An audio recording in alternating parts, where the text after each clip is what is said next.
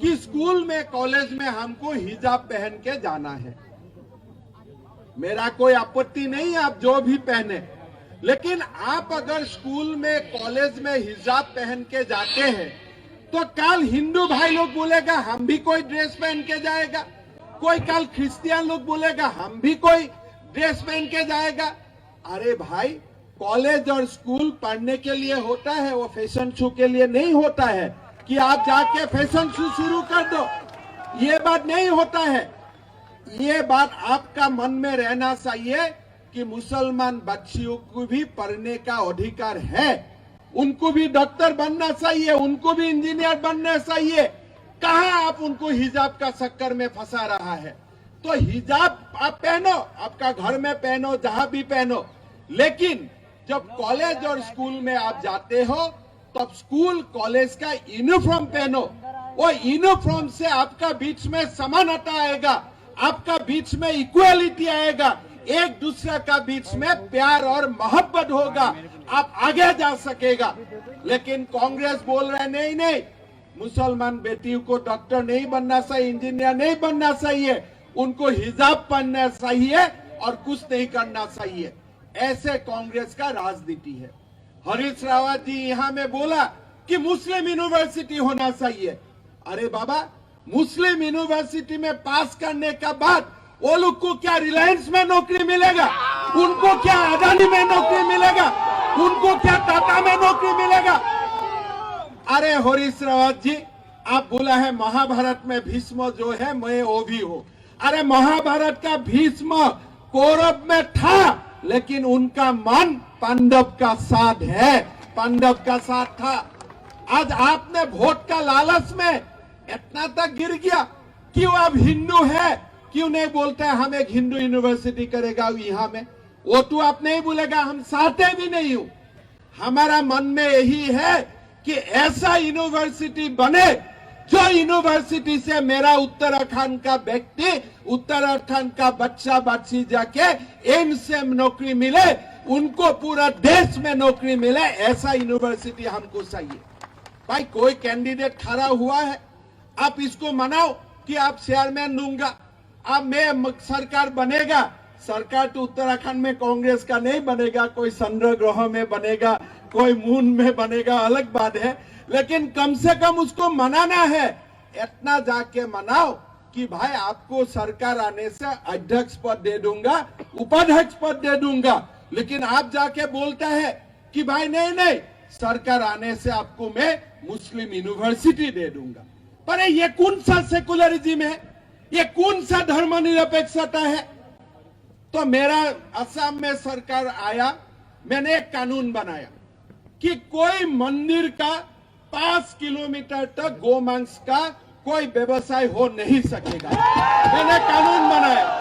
तो कांग्रेस वाला लोग असेंबली में बोला आप क्यों कानून बनाया, हम इसको विरोध करता है। मैं बोला ज्यादा विरोध मत करो, 10 किलोमीटर कर दूंगा, 5 किलोमीटर को 10 किलोमीटर कर दूंगा। आप देखिए, मुसलमान लोग आपत्ति नहीं करता है, कौन आपत्ति करता है? कांग्रेस का लोग आपत्ति करता है।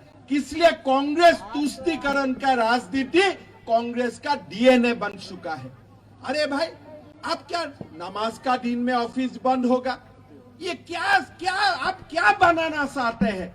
एक जिन्ना तो देश को टुकड़ा टुकड़ा करके लेके गया है, और आप क्या, आपका जिन्ना का भूत घुस गया है क्या? ये देश को आप दोबारा टुकड़ा टुकड़ा करना चाहते हैं क्या? आज अभी देखो, राहुल गांधी 2 दिन से पीछे पड़ा है कि इंडिया देश नहीं है, इंडिया एक यूनियन ऑफ स्टेट्स है। अरे भाई, ये क्या बास का यूनियन है? ये क्या स्टूडेंट्स यूनियन है? ये क्या कल्चरल यूनियन है?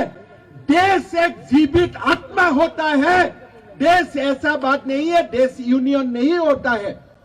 आज राहुल गांधी का ऐसा हालत हो गया कि वो बोलता है हमारा देश एक यूनियन ऑफ स्टेट है, उत्तराखंड और असम मिल के भारत बनाया है। नहीं, भारत हमारा आत्मा है। 5000 साल का पहले से ही हम भारतीय है, और भारतीय मरते दम तक हम भारतीय रहेगा। अब देखो, अब देश में क्या क्या बात आने लगा है।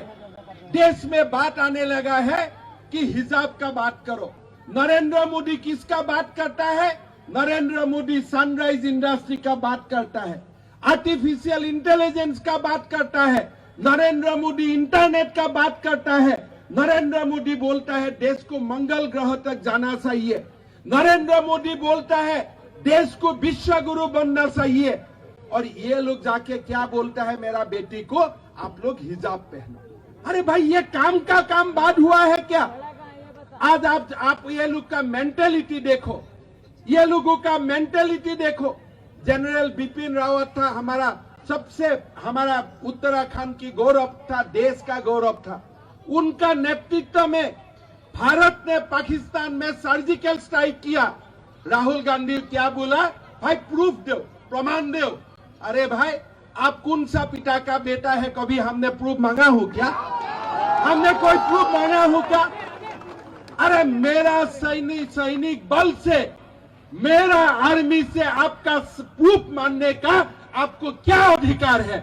मेरा अगर आर्मी बोल दिया कि हमने पाकिस्तान में बम फूटाया तो फूटाया, उसमें क्या डिस्प्यूट है? उसमें दोबारा क्या बोलने का है? क्या आपका बिपिन रावत पर विश्वास नहीं है? आपका मेरा उत्तराखंड का जो बेटा आर्मी में नौकरी करता है उनका ऊपर आपका क्या विश्वास नहीं है? जब वो बोल दिया कि हमने स्ट्राइक किया, सर्जिकल स्ट्राइक किया, हमने एयर स्ट्राइक किया, तब किया, और उसमें आपको क्यों प्रूफ चाहिए? मैंने कभी प्रूफ मांगा हो क्या? क्या आप सचमुच राजीव गांधी का बेटा है कि नहीं? मैंने कभी प्रूफ मांगा हो क्या आपसे? तो ऐसा आप सैनिकों का अपमान मत करो। देश बहुत ऊपर का चीज होता है, देश ऐसा नहीं होता है। लोग देश के लिए मरते हैं, लोग देश के लिए जीते हैं, लोग व्यक्ति के लिए नहीं जीते हैं। लोग बोलता है मेरे से देश ऊपर है, लोग बोलता है परिवार मुझसे ऊपर है, लोग बोलता है जननी जन्मभूमि स्वर्गादपि गरीयसी। वो जननी को आप क्वेश्चन करेगा, वो जननी को आप सवाल करेगा। जब आप देखो आज वो लोग नरेंद्र मोदी को बोलता है मोदी क्या किया? अरे अमेरिका ने वैक्सीन बनाया, रशिया ने वैक्सीन बनाया, साथ साथ में भारत में भी वैक्सीन बनाया।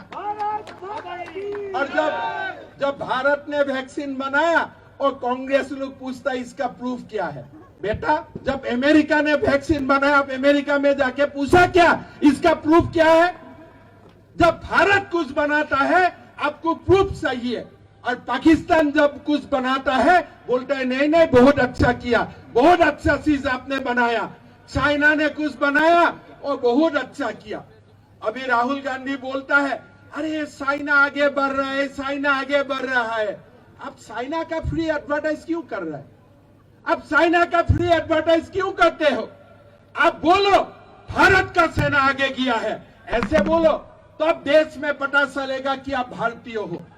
आज राहुल गांधी हो, हरीश रावत हो, आप एकदम मिस्टेक मत कीजिए। ये लोग कोई भारत के लिए, उत्तर प्रदेश का, उत्तराखंड का कल्याण के लिए नहीं है। ये लोग तुष्टीकरण के लिए है, अपना परिवार के लिए वो लोग जीता है, वो लोग अपना परिवार के लिए मरता है। लेकिन नरेंद्र मोदी जैसा नेता जो कभी कभी पैदा होता है वो देश के लिए जीता है। मोदी जिंदाबाद। भाई और बहनों, बहुत समय का बाद देश को मोदी जैसा नेता मिला है। आज देश को मोदी जैसा नेता मिला है, ये हमारा देश का भाग्य था। आप देखिए कैसे कोई सोच सकता था क्या कि भारत का विमान जाके पाकिस्तान में बम गिराएगा? कोई सोच सकता था क्या पाकिस्तान में भी सर्जिकल स्ट्राइक संभव है? कोई सोच सकता था क्या अगर देश में कोरोना महामारी आएगा कि भारत भी वही नेशन में होगा जो नेशन में एक नहीं दो वैक्सीन बनेगा? कौन सोच रहा था? आज गरीब के लिए, अब गरीब के लिए प्रधानमंत्री जी जीता है।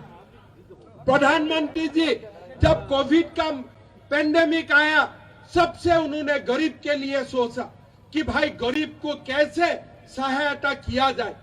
आज आप सोच लीजिए कि हमारा आइजोल है, इम्फॉल है, जो जाना भी संभव नहीं है, दूर दूर तक गांव तक उन्होंने रेशन भेजा। लोगों को फ्री रेशन भेजा कि भाई कोई किसी का प्रॉब्लम नहीं होना चाहिए।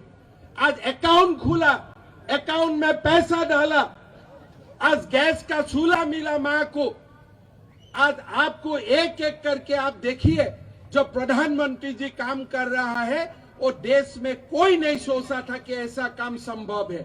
हर घर में बिजली, लोगों का मन में था कि बिजली होना चाहिए, लेकिन लोगों का सपना में ये नहीं था कि 2 साल में ही हर घर में बिजली होगा।